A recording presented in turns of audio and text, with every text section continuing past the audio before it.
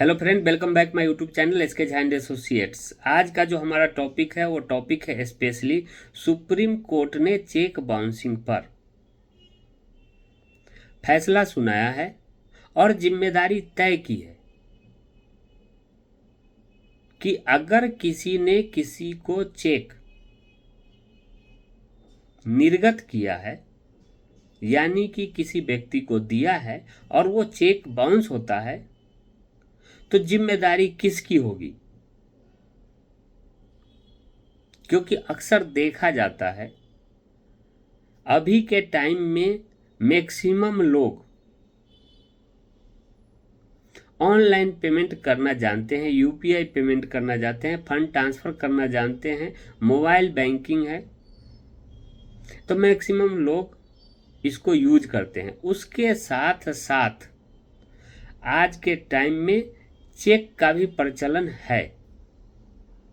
वो किसी व्यवसाय का पेमेंट करने के रूप में, किसी को कर्ज देने के रूप में चेक दिया जाता है लोगों को, और उसी में बहुत से लोग इस चेक को बाउंस कराने का भी कार्य करते। कई केसेज ऐसे दिल्ली हाई कोर्ट में गया जिसमें सिग्नेचर एक्सपर्ट को बुला करके सिग्नेचर चेक कराने तक की प्रक्रिया हुई। तो इसी पर एक जिम्मेदारी तय किया है सुप्रीम कोर्ट ने, और सुप्रीम कोर्ट ने कहा है कि कोई भी व्यक्ति जो चेक निर्गत करता है, चेक किसी को देता है,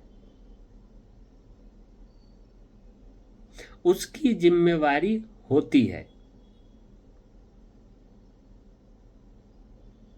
वो अपने दायित्व से मुकर नहीं सकता। अब जैसे चेक बाउंस होने के कई कारण होते हैं, जिसमें पहला कारण होता है गलत अकाउंट नंबर देना, या जो चेक दिया है उसका अकाउंट बंद होना, सिग्नेचर मिसमैच होना,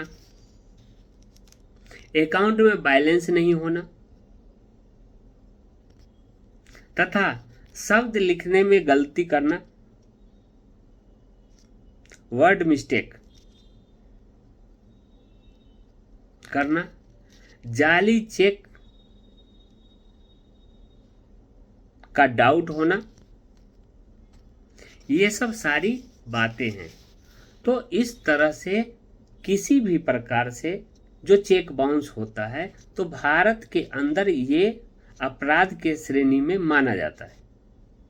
किसी व्यक्ति को आपने चेक दिया और चेक बाउंस होता है तो ये अपराध के श्रेणी में माना जाता है।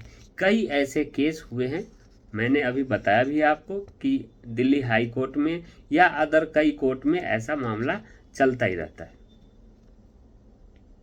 तो इसी को मद्देनजर रखते हुए सुप्रीम कोर्ट ने जिम्मेदारी तय किया है और सुप्रीम कोर्ट के 2 जजों के बेंच ने ये फैसला सुनाया, जिसमें जस्टिस DY चंद्रचूड़ और जस्टिस AS बोपन्ना ने एक केस की सुनवाई करते हुए बताया कि अगर आपने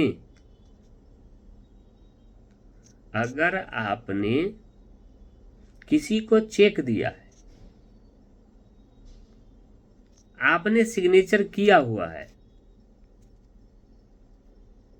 बाकी कुछ भी किसी और ने फिल किया है, तब भी जिम्मेदारी आपकी होगी, क्योंकि चेक पर सिग्नेचर आपने ही किया है।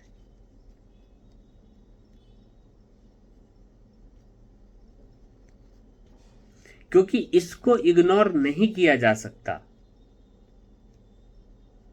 चेक पर सिग्नेचर आपका है, आपका ही उत्तरदायित्व बनता है और आपके ऊपर ही कानूनी कार्रवाई होगी, चाहे उसके सिग्नेचर के पहले या सिग्नेचर के बाद कोई अमाउंट फिल करता हो, किसी का डिटेल फिल करता हो, तो जिम्मेदारी आपकी ही बनेगी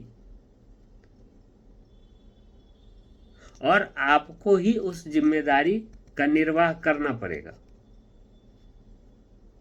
तो ये बहुत बड़ी जजमेंट है सुप्रीम कोर्ट का, जिससे जो चेक बाउंस कराते हैं, जो व्यक्ति किसी को चेक देते हैं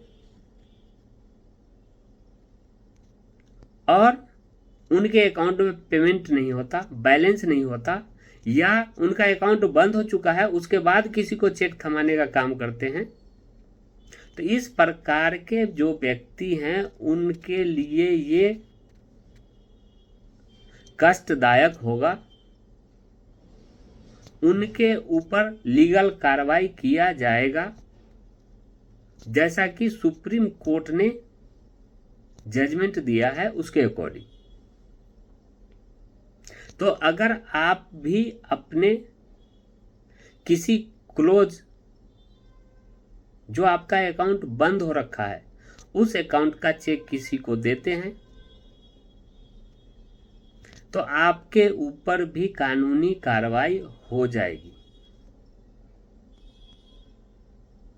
और साथ में अगर आपने किसी को चेक दिया हुआ है और आपका अकाउंट क्लोज है, तो एनआई एक्ट तो एक लगेगा ही, 138 एनआई एक्ट, साथ में 420 भी अप्लीकेबल होगा। तो सावधान हो जाएं। अगर आपके पास अकाउंट में बैलेंस है तभी आप चेक सिग्नेचर करके दें। अदरवाइज किसी को आप अगर चेक देते हैं तो उसके नाम, अकाउंट नंबर, अमाउंट, ये सब सारा डिटेल खुद से ही फिल करके फिर किसी पार्टी को दे, जिससे कि ना तो उसे कोई असुविधा हो ना आपको। तो सुप्रीम कोर्ट का ये फैसला सराहनीय है, जिससे कि चेक लेने वाले को बेनिफिट मिलेगा। तो यही है आज का हमारा टॉपिक। आप मेरे चैनल पर बने रहने के लिए और इम्पोर्टेंट जानकारी प्राप्त करने के लिए मेरे चैनल को लाइक करें, सब्सक्राइब करें, नोटिफिकेशन को ऑन कर लें, जिससे आपको अपडेट मिलती रहे। Okay, thank you.